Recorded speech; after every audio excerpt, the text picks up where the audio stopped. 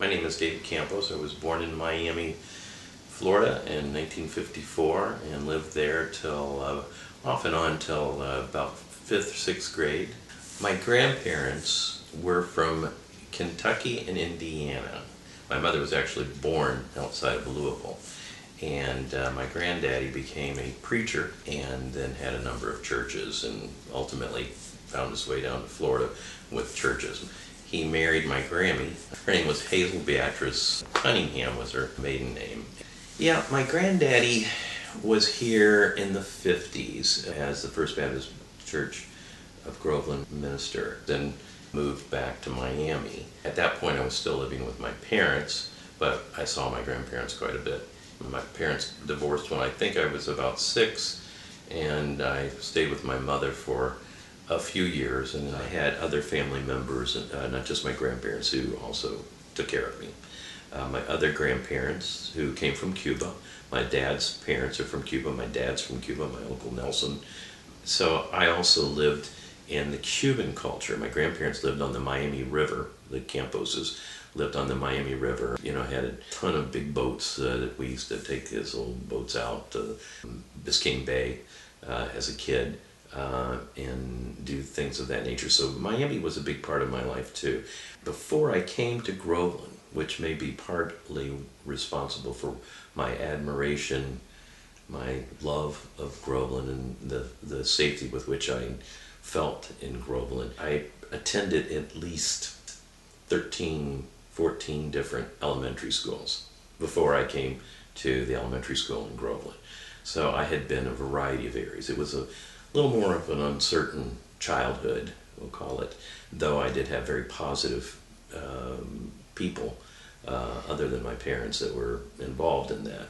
My Uncle Lee, who was buried in Groveland, had motels in Miami, so I lived with him in motels, which really was wonderful. He was a wonderful man, great experiences, and I had other family members who also would attend to me and take care of me. We could go out to the bay. We'd go out to Crandon Park when I was a kid. So I have a painting of Crandon Park that I have done. Many of my paintings are, oh goodness, at least 80% of them are of scenes that have touched me, that I actually can feel from my childhood and as I've grown up, and maybe even these days that mean a lot to me in terms of my feeling. One of the paintings was of the Everglades, and there's a time between fall and winter. There's a painting that I've done that depicts that very feel, that very cool, clear blue sky where the grass is no longer green and it's not brown or yellow yet. It's an orange, almost on fire color. And as a kid, I would see that. Those are the kinds of things that I paint and enjoy. And as I post these, people tell me about my painting. Many of these, like the Okefenokee Swamp painting and things, I learn from other people more about the scene, you know, even though as a kid, I went to the Okefenokee Swamp, you know, in these different areas. So it's very rewarding for me personally and brings back great memories. And that's what I hope to do with some of my paintings. But Miami was a different place. It's a totally different place now. I then moved to Groveland with my grandparents, Quin and Hazel Cooper. I would have been about 11 or 12. My Grammy was a wonderful grandmother, a wonderful wife, just a wonderful human being. He built a home south of Groveland off of Airport Road, and that's where I grew up. I realized that I had talent, I guess, in art probably as a little kid. Airplanes. I loved airplanes. Something about airplanes, so I would draw airplanes on notebook covers. As I started, you know, doing more of those drawings, I recognized that my drawings were pretty good. As I got a little older in school, I would be called upon sometimes to draw something or do something. In high school, I did 2 of the annual covers for the Groveland High School annual. I did painting when I was in high school in Groveland. Mr. Reuter would let me go on my own and do drawing around town. So oftentimes I would go to Lake David. What was it like for me at Groveland elementary, junior high, and high school. It was wonderful. It was awesome. I was a kid, like, you know, like all my buddies and stuff, just a regular kid who liked certain things. We had great teachers. They were highly encouraging, and not just in art, but just in writing. I love to write. In fact, one of my undergraduate degrees is in English literature, so I love that, and that has served me well as a lawyer. I don't know, I still look back at it as a time of innocence. When I was living on the lake off of Airport Road, I had a very joyous life, and we had horses. I had everything, to be honest with you. I mean, when I say everything, I don't mean monetarily, you know, but even then I had everything I needed. But I had the joy of the atmosphere of living there, my friends, my family. Living where I lived, there was nobody within at least a couple miles at best. And even those couple miles are going to be tough because there's only a 2-track to get back to us, okay? But we did have a lake. The lake also was full of groves around it. The other thing, too, that I have as a recall was, again, the aroma of living out there because of the groves. There was, during blossom time, it just was incredible. I might have been, goodness, maybe 7th or 8th grade. And I went out on the boat one evening, and the sun's coming down, and I'm watching that sun come down and the silhouette of the cypress. And as a kid, now I know this is hard to believe, but as a kid of, again, I'm thinking 7th or 8th grade, I realized at that time that I had it made. That life could not be better than this. That this is the most appreciative I could possibly be of being alive in the beauty that I was watching by myself in the middle of the lake, you know, watching the sun go down in the silhouette of the cypress on the west shore. And as a kid, and to this day, I still marvel that I remember that. The first horse we had was given to me. We had been out there, and I'd been loving these horses, and there was this little filly, and General Van Fleet ended up bringing this horse. So she was the first of some. Ultimately, we had a good maybe 12, 13 horses. We would go to horse shows, so I did a lot of showing horses. I got paid as a kid to actually train other people's horses, but that wasn't really the direction of I was so inundated with all these other things, there's no more room. I probably would have liked that too, to be honest with you. I also used to do signs for ranchers. If they had a cattle ranch and they needed a sign to come into the ranch, you know, like maybe a big Hereford or something like that, I used to paint those. I used to do signs during Christmas and Easter on the buildings or on the glass. That's how I made money and enjoyed doing that. What Groveland gave me, and I think my granddaddy as well, was that acceptance of who we were, and for me to develop me. It wasn't just my granddaddy. I can give you names of school teachers, I can give you names of people in the church, in businesses, neighbors, who always encouraging. It was always a positive thing that made me feel that this is the safest place in the world. I can do a lot of things because they're telling me I can. They're supporting me. It was, a blessed childhood, and it gave me the tools to go through life as I have gone through, and like anybody else, to endure trials and tribulations that other people. But I think I was equipped much better because of it. I think that Groveland just had a southern culture, a sleepy town southern culture, with religion being a basis of guidance. I think it just seemed to, for me, unlike any other place. And I would oftentimes get in arguments about stereotypes, the stereotypes that the Northerners might have of what it's like to be a Southerner.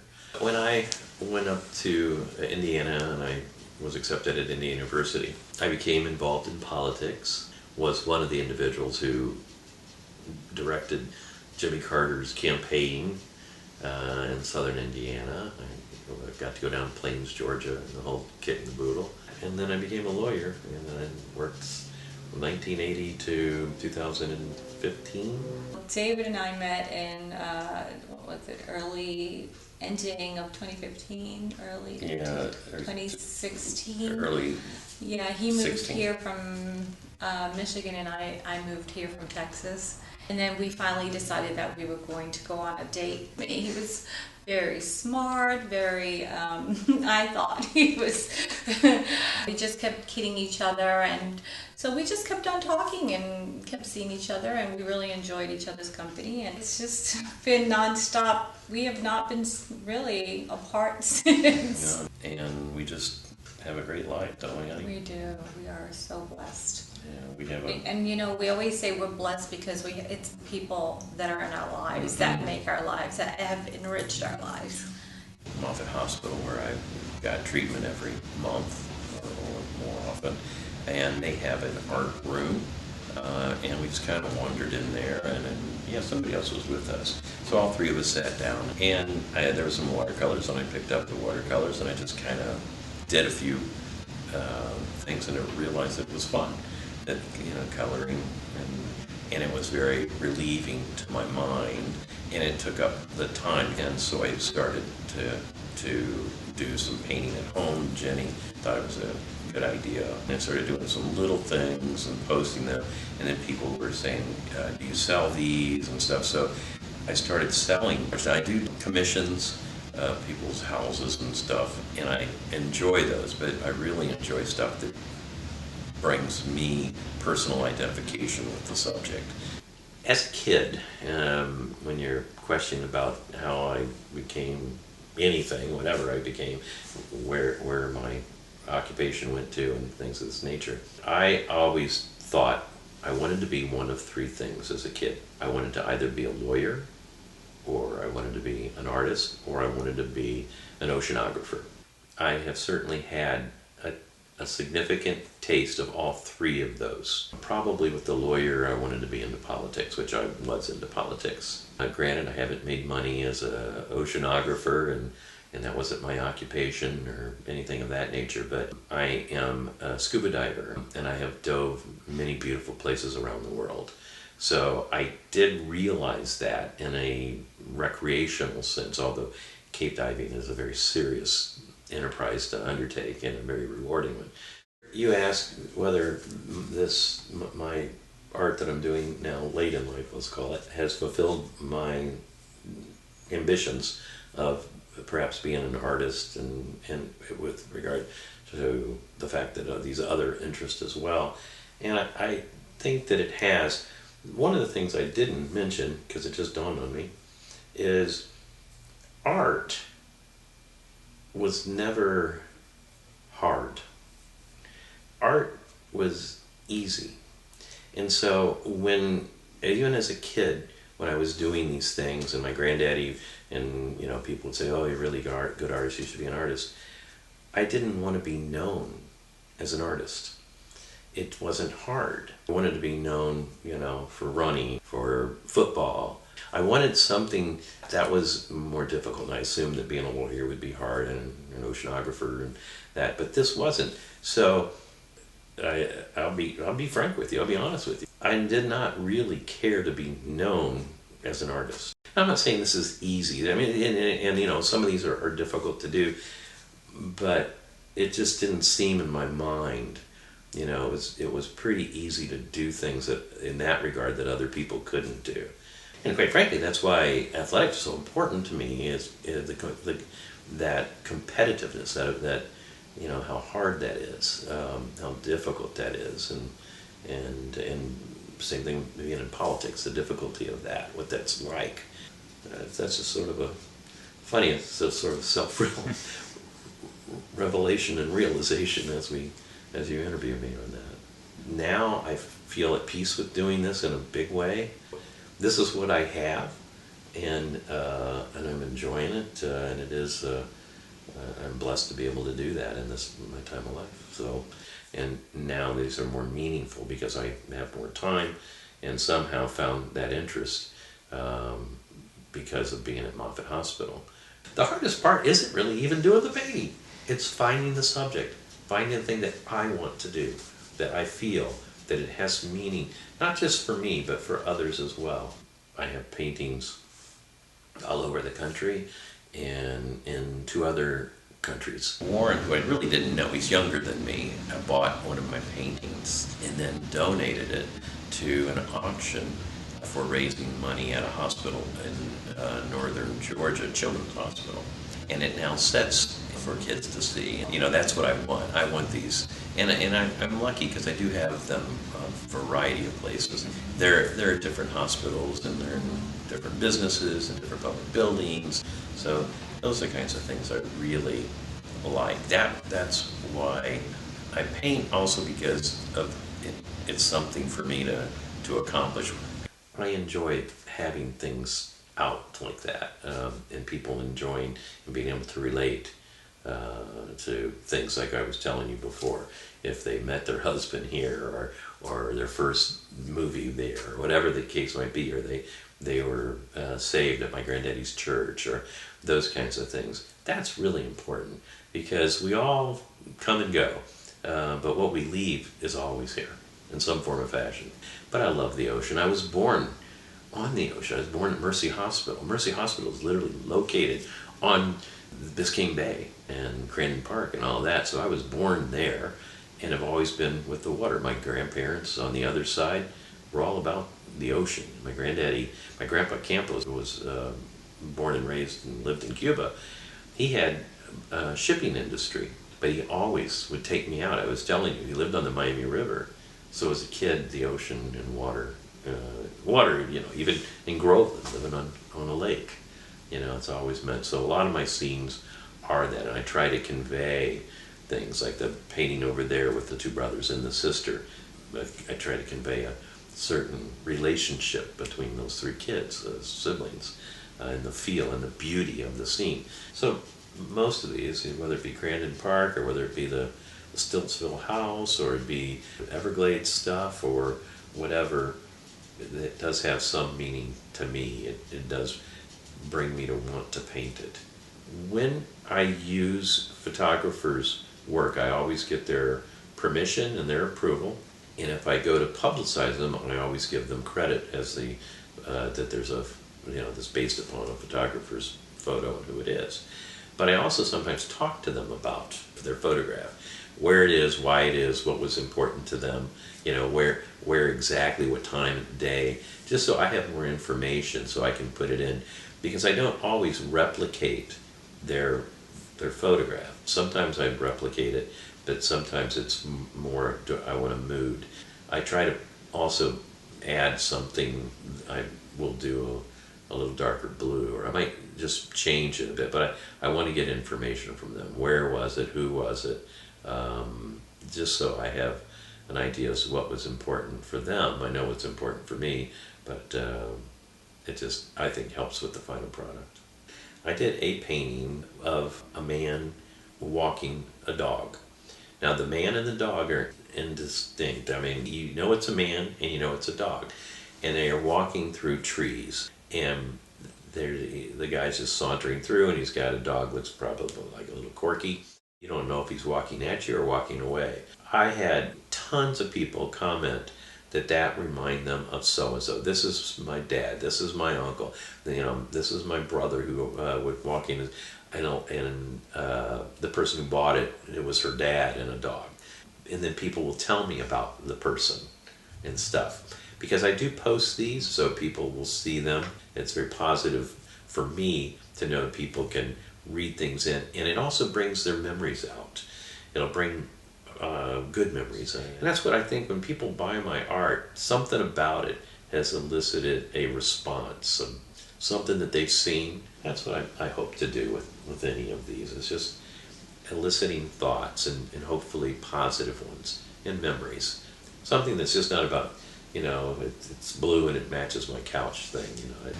I didn't know about his artistic ability, but I was not surprised because there isn't anything David takes on and does not perfect it. You know, he's always been one to just perfect everything in his life. He's a doer. He gives 100% to everything he puts his mind to. And that's one of the reasons why I fell in love with it. I really have enjoyed life. There's no two ways about it. I have been very lucky to live the life that I have. About David's not a quitter, and that's why, he stands here today and just, he's a fighter, and I love that about him,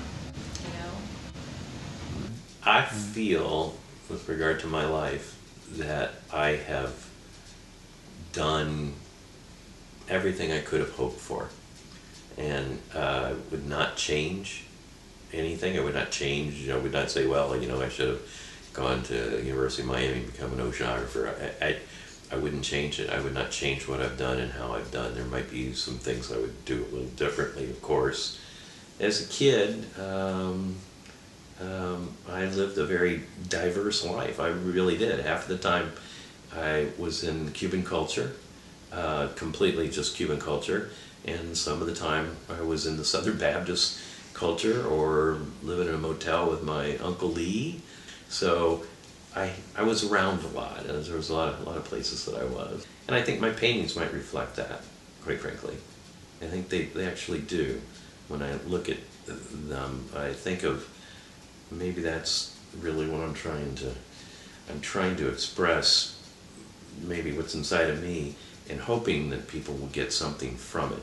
And I have had people tell me that this elicits things from them, whatever it might be, the high school. And so many people have talked about what they've done in, those stairs as you go up, and the green doors going in both ways, or at the movie house. I've had people who've told me that that's where they have their first date with their husbands now of 50 years. If they can relive the joy that I have in looking at these places and painting them and reliving them, if they get some of that, that's probably a good success for me.